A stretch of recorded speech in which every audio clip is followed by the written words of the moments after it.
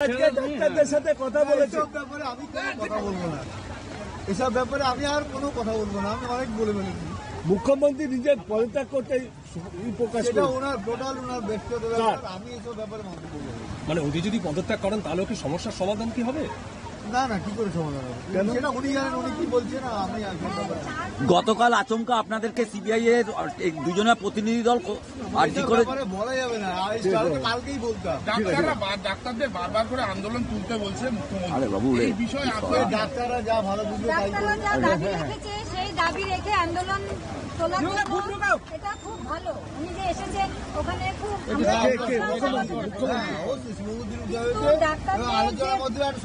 Junior ছাত্রদের যে 5 দফা দাবি আছে এটা মেনে নিয়ে ওদের সঙ্গে আলোচনায় বসে সুষ্ঠু সমাধান করুক, আমরা এটাই চাই।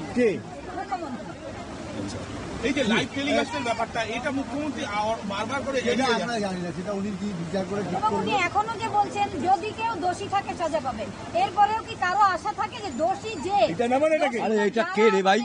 সব দোষী, সব মানে পুলিশ প্রশাসন, স্বাস্থ্য দপ্তর সবাই দোষী আমরা দেখতে পাচ্ছি। সেখানে উনি বলছেন যদি কেউ দোষী থাকে তাহলে সে সাজা পাবে। এটা আমার একদম খারাপ লেগেছে, খুবই খারাপ লেগেছে। দোষীরা আমাদের বন্ধু নয়, শত্রুও নয়। কি বলবেন? দোষীরা শত্রুও নয় একথা বলছে, তাহলে কি বলবেন? বন্ধু নয়, শত্রু নয়, সেটা ওনার ব্যক্তিগত ব্যাপার।